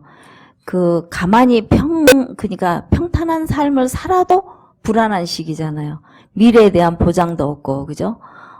내가 무엇을 어떻게 해야 될지도 모르는 상황에서 젊다는 거 하나만을 즐기기에는 좀 불안한 요소들이 굉장히 많은 시기인데, 요새 대학생들은 정말 시절을 잘 만나서 뭐 부모님들이 이렇게 다 해주시고 또 공부도 이렇게 편안한 자세에서 할 수 있고 그런 좋은 점도 있지만 너무 또 고생을 안 해봐서 역사에 대한 생각도 그렇고 인간 삶에 대한 생각도 그렇고 조금 가볍지 않을까, 가벼운 그런 생각들을 많이 하는 것 같고, 조국이 지금은 우리나라가 지금은 경제적으로도 탄탄하고 이렇게 세계 강국으로 이렇게 발돋움하는 시기라서 젊은 사람들은 그러니까 어머니 세대 혹은 할아버지 할머니 세대가 얼마나 어려운 시절을 지나고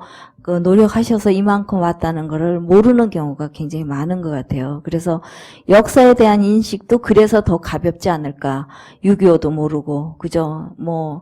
일제강점기도 얘기를 한다 해도 교과서에서 그런 것만 있었지 하는 정도지 피부로 혹은 옆에서 겪은 게 없잖아요. 그래서, 의식적으로는 조금 좀 가벼워진 걸 제가 느끼겠어요. 그래서 그런 면에서는 좀 책을 좀 많이 읽어서 인문서적을 많이 읽고 이러면 깊이도 깊어지고 또 나름대로 이렇게 똑바른 생각도 갖게 될 것 같아서 책들을 좀 많이 읽으셨으면 좋겠고, 또 하나는 일본에 대한 생각을 너무 감상적으로 혹은 단편적으로 하지 말았으면 좋겠다. 그렇다고 해서 항일하라는 게 아니라 우리 존재가 어느 만큼 있고 일본이 어떤 나라라는 걸 정확하게 알고 있으면 쉽게 비유를 해서 우리가 내 몸을 제대로 이렇게 지탱하고 서 있으면 누가 옆에 와서 밀어도 안 넘어지죠. 근데 이렇게 삐딱하니 서 있거나 이렇게 한쪽 발로만 있을 때 누가 와서 확 밀면 그대로 넘어지잖아요. 그것처럼 우리의 의식을 좀 이렇게 단단하게 했으면 좋겠다는 생각이 들고, 역사에 대한 공부들을 요새는 안 해도 된다고 이제 생각하시는 분들이 많은 것 같아요. 공부를 해도 모르는데, 공부를 해도 교과서에서 배우고 교실에서 배운 거는 그냥 말 그대로 그냥 지식이라서 모르는데 그조차도 안 하니까 더 그런 부분에 대해서 가벼워지는 것 같아서 좀 대학생들이 그런 부분은 좀 열심히 정말 말 그대로 대학생처럼 학구적으로 좀 열심히 조국에 대해서나 학문에 대해서 좀 깊이를 가져줬으면 좋겠다 하는 생각이 들어요. 그 깊은 사람도 많은데 대체적으로 봤을 때 좀 그런 분들이 좀 있으니까 그런 생각을 합니다. 자, 답이 됐나요? 네. 선생님은 지금 말씨가 경상도 말씨가 아니신데 시집이 울산이신가요? 네, 그 남자 하나 따라가서 경상도까지 갔습니다. 예, 그리고요, 네. 이 작품 쓰기 위해서 준비하시는 동안에 일본을 여러 번 가셨다고 그러셨죠? 네. 일본 본토도 가셨나요? 본토는 제가 그 동경에 한번 가봤는데 그 대마도는 그래도 상품이 있잖아요. 그 뭐 이렇게 패키지로 하지만 상품이 있는데 동경 쪽에는 뭐 주로 금각사 뭐 이쪽 가는 쪽 외에는 제가 가고 싶어 하는 데는 여행 상품이 없는 거예요. 그래서 사실은 못 가봤어요. 그 사진으로만 보고 그 덕경주하고 그 영친왕하고 이방자 여사가 살던 그 궁도 사진으로만 봤지 실제로 못 가봤는데 뒤늦게 이제 다음 달 좀 가보려고 그럽니다. 네. 일본 사람들이요. 네. 제가 지금 이제 근래 저는 물론 외정 때 초등학교 2학년까지 다녔습니다. 다 이제 잊어버렸고, 근데 지금 보면은 일본 사람들이 굉장히 그 질서 의식이 네. 아주 그 높고 또 남한테 그 피해를 방해가 안 되도록 하는 그런 그 의식이 예. 아주 몸에 추천하죠. 배가지고 예. 아주 참 세계적으로 1등 국민 그런 그 찬사를 받잖아요. 네. 그런데 이분들이 그 조상들을 외정 때 말이죠. 우리 조선인들을 그렇게 핍박을 했잖아요. 네네. 얼마 전에 제가 이메일을 받았는데 그거 보니까 일본의 그 만행을 예. 그러니까 우리 일본에 대해서 우리가 독립을 하기 위해서 일본하고 이렇게 마찰이 생기고 있잖아요. 그런 그 기미가 있는 사람들을 막 잡아다가 총살을 하고 또 일본도로 목을 치고 또 심지어는 작두에다가 물 치고 이런 장면 사진이 진짜 사진이 나와 있던데 그게 자기 나름대로 뭔가 그 목적의식에서 그런 것도 물론 있겠지만 마치 연습하는 것처럼 말이죠. 그런 거 악독한 마루타도 그렇고. 참 인간으로 할 수 없는 그런 사람들이거든요. 그래서 나는 일본 사람들의 국민성을 어떻게 봐야 할 것인가. 그런 것이 좀 궁금하더라고요. 근데 제가 뭐 거기에 대해서 이렇다 저렇다 말할 입장은 아닌데요. 우스갯소리로 들어주세요. 저 일본어를 잘 알고 일본에 이렇게 자주 이렇게 출장을 다녀서 거의 일본 사람 같은 사람이 제 주변에 한 분이 있는데 그분이 얘기하기를 일본 사람도 극우파가 있고 아닌 사람들이 있는데 그걸 구분하는 방법이 있다 그러는 거예요. 그래서 그게 뭐냐 그러니까 일본을 니폰이라고 말하는 사람은 극우파래요. 근데 니혼이라고 말하는 사람은 그냥 양순한 일반 서민이다. 그렇게 얘기를 해서 저는 그걸 또 진실로 그대로 알아들었네요. 그래서 이제 어느 자리에서 얘기를 하다가 그래 뭐 일본이라는 한 글자를 가지고 같은 단어를 가지고도 니폰이라고 말하는 건 그렇고 니혼이라고 말하는 거는 뭐 이렇다라 그랬더니 누가 그런 소리를 해요? 그러는 거예요. 일본 사람이 그래요. 그래서 뭐 아닌가 그러고 말았는데 얼마 전에 일본에서 취재를 왔었어요. 일본 신문사에서 저한테 취재를 왔는데 일본 지국장이 직접 와가지고 이제 취재를 하는데 뭐 이런저런 얘기 덕혜옹주에 대한 이런저런 얘기를 하면서 취재를 다 마치고 말미에 아주 조심스럽게 자기 속내를 이렇게 얘기를 하는 거예요. 그러면서 굉장히 고맙다는 거예요. 그래서 왜 그러냐 그러니까 사실은 그 사람들도 조선 사람에 대한 피해의식이 있더라고요. 뭐냐면 우리는 한국 사람을 만나면 무조건 죽일 놈이 돼 있다. 뭐 니네가 그랬으니까 뭐 사죄하라, 뭐 와서 뭐 보상해라, 뭐 이런 소리만 내 듣고 작가들도 일본에 오면 그렇게 이렇게 고자세가 돼가지고 니네가 잘못했으니까 니네가 잘해야 되는지 뭐 이런 식으로 얘기를 한대요. 그래서 한국 사람을 100을 놓고 보면 80%까지는 그렇게 얘기를 한대요. 이렇게 고압적으로 얘기해. 니네가 역사적으로 죄인이기 때문에 우리한테 계속 잘해야 된다. 막 이런 얘기를 한다는 거예요. 근데 내가 그런 얘기를 안 해주니까 정말 고맙다고 얘기를 해요. 그래서 저는 뭐 일본을 뭐 이렇게 좋아하고 뭐 아니면 아주 뭐 극일도 아니고 친일도 아니고 그냥 저 입장에서 생각하는 거지 뭐 그렇게 제가 그럴 이유는 없다 했더니 우리도 사실은 조선 사람에 대해서 피해의식이 있습니다. 그러니까 바짝 이렇게 해가지고 있는 거예요. 그랬더니 이제 그쪽에서 의도는 그거겠죠. 이제 뭐, 한일 관계를 이제 뭐 좋게 해서, 이제 뭐 두 나라가 같이 뭐 사이좋게 지내자. 말은 다 되잖아요. 그죠? 말은 되는데, 그것이 서로 말해가지고 이제 오늘부터 우리 사이좋게 지냅시다 한다고 해서 과거의 상처가 없어지는 거 아니잖아요. 그죠? 그리고 우리가 그 사람들의 인간성을, 국민성을 얘기할 때, 겉으로는 웃지만, 속으로는 뭐 딴 생각하고 있다. 뭐 이렇게 뭐 여러 책에서 이렇게 봐왔는데 실제로 그런 걸 좀 느끼기는 했어요. 이렇게 일본 사람들 대하면서 그런 걸 느끼긴 했지만 뭐 그렇다고 그걸 국민성으로 딱 잘라가지고 일본 사람 다 그러니까 저 사람들은 무조건 경계해야 돼.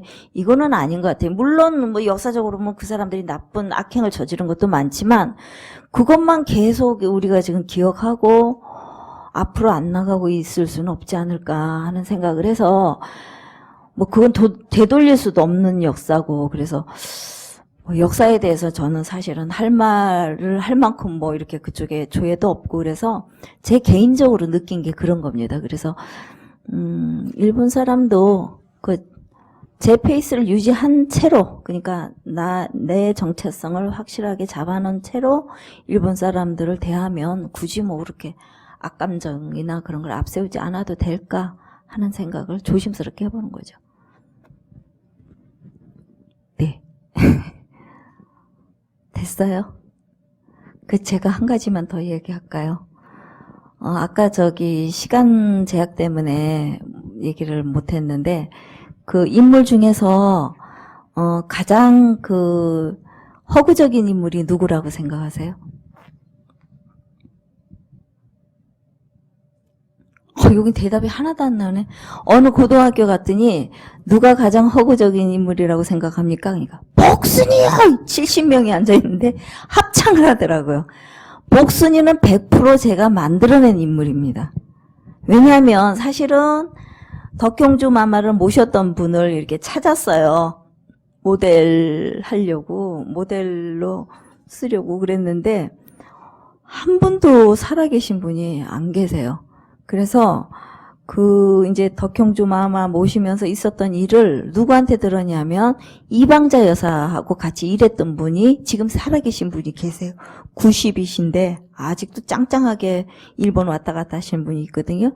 그분이 이제 이방자 여사님이 원체 이렇게 덕형주를 챙기셨으니까 거의 눈만 뜨면 거의 같이 계셨대요.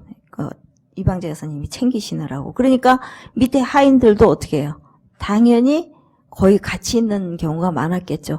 그래서 그렇게 이렇게 저렇게 들은 얘기를 제가 이제 복순이라는 인물을 통해서 그런 얘기들을 만들어낸 거예요. 그래서 복순이는 100% 만들어진 인물이고 하나 또 이제 여러분들이 이제 헷갈리는 인물이 박무영이는 김장한으로 있을 때까지는 실제 인물이에요. 실제로 덕형주 마마의 남편이 될 뻔했던 인물인데 박무영이라는 이름을 바꾸면서 너는 일본으로 가서 덕형주 마마를 뭐 그림자처럼 뭐 이렇게 살펴라 하는 얘기하면서 너는 앞으로 박무영으로 살아라 그렇게 얘기하죠. 거기서부터는 허구예요. 그래서 뭐 박무영이의 뭐 어떤 분들이 그러더라고요. 박무영이의 뭐 독립 뭐 흔적을 찾은 게 있냐 막 이러는데 그건 아니고요. 그러니까 그거는 소설적인 허구니까 그런 거 정도는 참고를 해주셨으면 좋겠습니다. 작가님께서 네. 그 뭐랄까 가장 그러니까 글을 쓰시면서 자신의 경험이라든가 혹은 자기의 느낌을 가장 많이 투영한 사람이 누구냐라고 여쭤보고 싶었는데 네.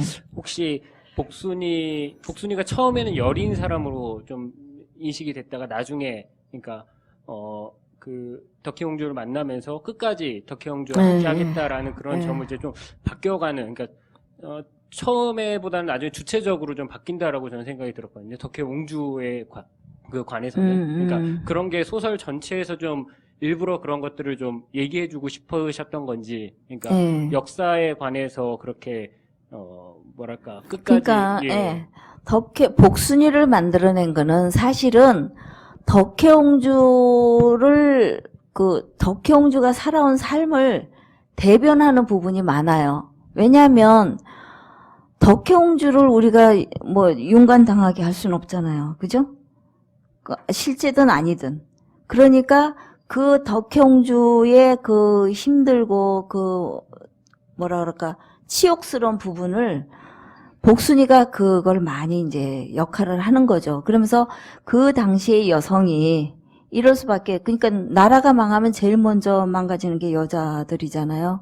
그러니까 그런 의미에서 그 덕혜옹주를 투영한 부분이 많은 거고, 제가 또 이제 작가이기 이전에 여자니까, 작가로서보다도 여자로서 만약에 내가 이런 상황이면 어땠을까 하는 생각이 더 앞서서 그런 복순이 표현하는 거나 뭐 덕혜옹주의 심적인 걸 표현할 때는 내가 이랬다면 어땠을까 하는 생각으로 많이 썼죠.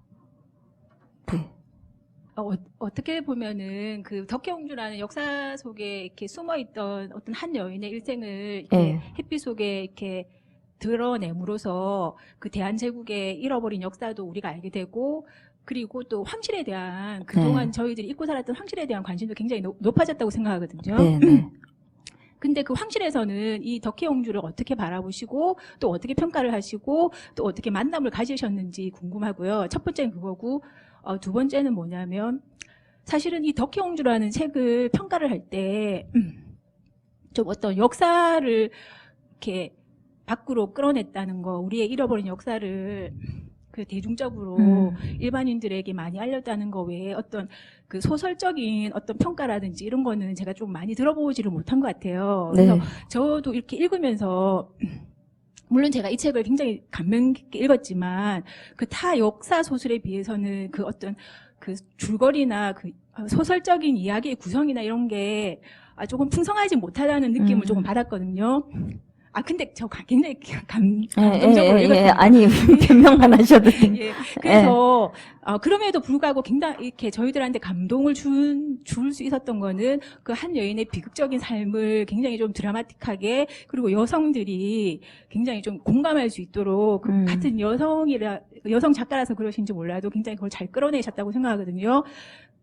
그런 면에서, 소설을 쓰시는 작가로서 덕혜옹주를 평가를 하실 때 좀 아쉬웠던 점, 이랬으면 더 좋았지 않을까 하는 다 쓰고 나셔서 네. 그런 그 소외 같은 건 없으신지. 작가로서? 그러니까 아니면 덕혜옹주 자체로서? 예, 덕혜옹주라는 소설 자체를 쓰신 예. 작가로서 뭔가 개인적으로 좀 이렇게 부족하다는 점이나 아니면 부족하다는 점보다는 좀 아쉬웠던 점.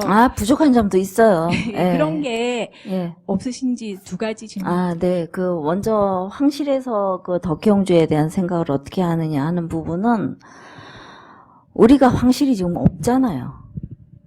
황실이 없어요, 우리는. 보존에는 그 민간인들이 만든 단체지 그걸 만들어 보자는 거지 우리는 황실이 없어요. 그래서 그 부분에 대해서도 얘기를 드릴 게 뭐냐면 캄보디아나 뭐 이쪽 그 동남아 쪽에도 황실이 있는 나라 많죠. 그죠? 뭐 캄보디아만 해도 그렇고 그쪽에 그 버마 뭐 그쪽이 다 그렇잖아요. 근데 우리만 황실이 없어요. 그 사람들도 외국에 침입을 받고 끝없이 역사적으로 힘들게 살았어도 황실은 그대로 살아 있어요. 그리고 그 황실을 굉장히 이렇게 지극히 이렇게 자랑스럽게 생각한단 말이에요. 근데 우리는 왜 안 되느냐? 그 일본인들이 만들어 놓은 거란 말이에요. 니네 제국의 군주는 무능한 군주였다. 예? 또 뭐, 그 의친왕 같은 경우는 뭐 자식이 30명이란다. 치마만 들으면 여자라고 다 품었다. 뭐 이런. 그러니까 존엄한 황실의 황손으로서 그런 일이 자랑이 아니잖아요. 그죠? 그러니까는 의친왕도 뭐 파라코라고 황실 그 사람으로 저하를 했고, 그 정도 무능한 군주라고 매도를 했고, 그 말이 어디서 나왔느냐? 다 일본 우리 치하에 있을 때 그런 말들이 나온 게 그대로 내려온 거예요. 그러니까 우리나라 아버님 세대, 할아버님 세대는 그런 말들 잘 하잖아요. 조선놈이 제대로 하는 게 뭐 있냐고. 그죠? 그게 다 그대로 우리가 의식 없이 받아들여가지고 그대로 쓰고 있는 거예요. 그 밑에 사람들도 우리 군주가 그렇게 무능했는갑다. 그렇게 망조든 왕조였는갑다. 다 치부하고 스위스 은행에다 갖다 다 갖다 감춰놓고 근계 감춰놓고. 근데 지금 요새 와서 서울대교 이태진 교수님이 자료 자꾸 다 찾아내시잖아요. 독립운동 하는데 금계 한 것도 찾아내시고 이런저런 치적들이 자꾸 나와요. 그러니까 덕혜옹주가 나오면서 대한제국에 대한 책들이 또 같이 많이 나왔어요. 그러니까 고종 황제 이경이라는 책도 있고 김을한 기자가 쓴 실존 인물이거든요.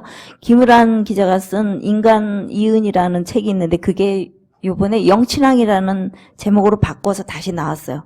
그런 책들이 이제 나오면서 덕혜옹주 붐으로 일어난 그 대한제국에 대한 관심들이 지금 이제 생겨서 그래 황실이 이렇구나 하지만 우리는 지금 황실 없어요 사실은.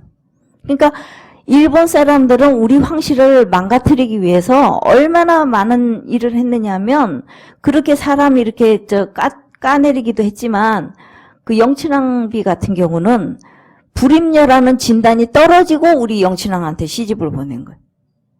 근데 와서 아기를 낳았잖아요.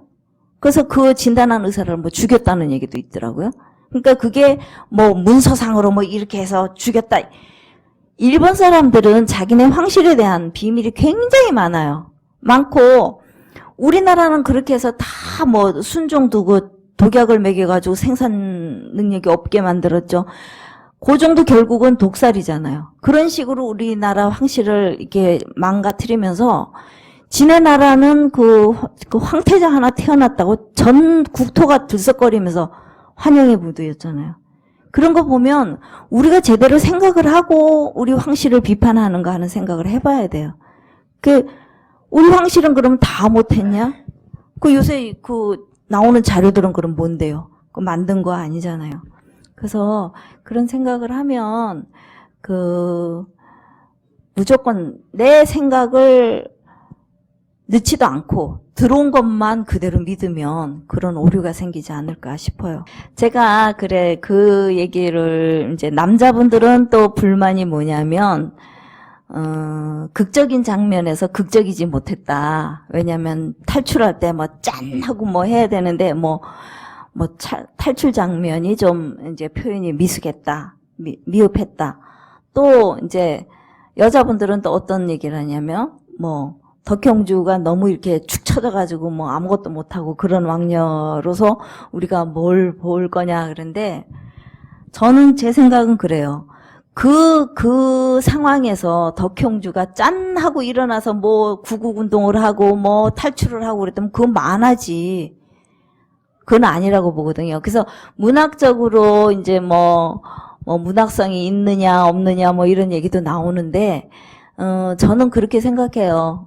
숲속에 소나무만 있는 거 아니고 갈참나무도 있고 상수리 나무도 있고 그런 것처럼 저처럼 이렇게 가볍게 여러분들이 쉽게 읽을 수 있는 작가도 있고 또 이문열처럼 아주 상당한 이렇게 철학적 사고와 깊이가 있어야 읽는 작가도 있고 그런 걸로 봐주시면 어떨까. 제 역량이 부족한 거는 하루아침에 되는 게 아니니까 뭐 또 다음 작품에서 또 기대를 해주시면 조금 나아질지 모르겠죠.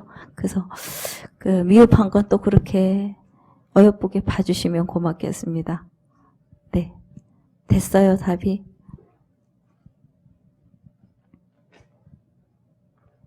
또 계세요? 네. 아, 전에 잠깐 아까 한번 처음에 네. 질문하셨죠? 네, 근데 제가 권비영 작가님 덕혜옹주를 이렇게 왔다 갔다 하면서 그 이제 광고로 보다가 읽지를 못하고 오늘 구매를 했어요. 네. 예, 인터넷으로. 네. 그런데 만약에 입고 왔다면 선생님께 질문 몇 가지가 더 풍부했을 텐데 그 부분이 좀 아쉽지만 네. 하지만 그 제목만으로도 잠깐 검색하고 왔는데 1988년도에 저가 좀 어렸지만 올림픽 때 그때 돌아가셨더라고요. 그래서 네. 우와, 78년도. 88년도 아니었어요? 아니, 78년도입니다. 그런가요? 네. 인터넷 검색을 해가지고 잠깐 근데 14세에 일본 가시고 거기서 정신병원에 있으시고 하니까 인물만으로도 굉장히 드라마틱하다. 네. 그래서 88년이라는 게 워낙 인상적이어서 볼 거 다 보시고 되게 답답하실 때 돌아가셨다는데 78년도에 그러니까 제가 서울에 있을 때 살아 계셨어요. 그러니까 몰랐잖아요, 우리 다. 제가 서울 살 때도 그분이 그 낙선제 옆에 보면 수강제가 있는데 거기서 사셨어요. 근데 우린 전혀 몰랐잖아요. 뭐 보도도 안 됐지만 보도할 상황도 아니었고, 원체 몸이 안 좋으셔서. 따님께서도 저기 싫다고 가출하시고 행방불명이 되시고 이렇게 나오더라고요. 그래서 네.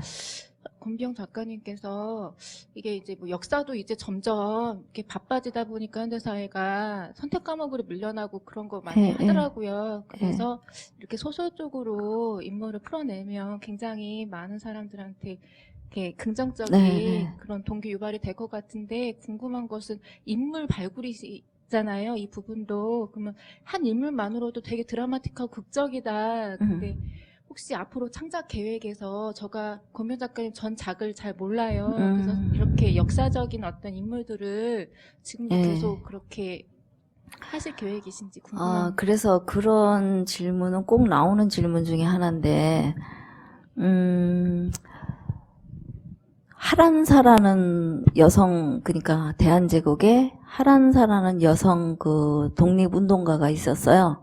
근데 그분에 대한 것도 얘기거리가 충분히 되겠다는 생각을 하고, 그분에 대한 자료도 제가 좀 가지고 있고, 또 이방자 여사에 대한 것도 충분히 소설적인 뭐라 그럴까, 구미 당길 만한 얘기인데, 이방자 여사는 또 우리 일본에서 우리나라에 시집 온 사람이기 때문에 국민적인 정서로 봐서는 어떨까 싶은 생각도 하고요. 또 뭐 이제 정유재란 때 일본으로 끌려간 도공들 얘기, 그것도 소설화 했으면 좋겠다는 생각을 하고 있는데, 뭐 생각은 뭐 머릿속에서 이렇게 저렇게 많이 나올 수 있죠. 그죠? 그러니까 대한제국을 생각하면 그러니까 뭐 하란사 정도, 뭐 또 어떤 분이 뭐 궁중의 여인들 얘기를 좀 시리즈로 쓰면 어떻겠냐, 뭐 이 얘기를 하시기도 하더라고요. 그래서 뭐 차기작이 뭐가 되겠다는 얘기는 못하지만 앞으로도 아무래도 역사하고 연관되고 일본하고 연관되고 그런 얘기들을 당분간은 좀 쓰지 않을까 싶은 생각을 해요. 차기작도 그렇고. 그래서 지금 여기서 다음 작품은 뭡니다라고는 얘기 못하겠지만 아무래도 역사적인 그 맥을 끌고 좀 더 갈 것 같습니다. 네. 됐어요? 이제 맞춰도 되겠나요? 대답이 없으니 여기 양반들만 사시나 봐. 그러면 제가 마칠게요. 그러면 비 오는데 이렇게 먼 길 또 오셔서 시간 내셔서 열심히 들어주셔서 정말 고맙습니다. 다음에 또 여러분들을 만날 수 있는 기회가 있기를 바라면서 이만 인사드리겠습니다. 감사합니다.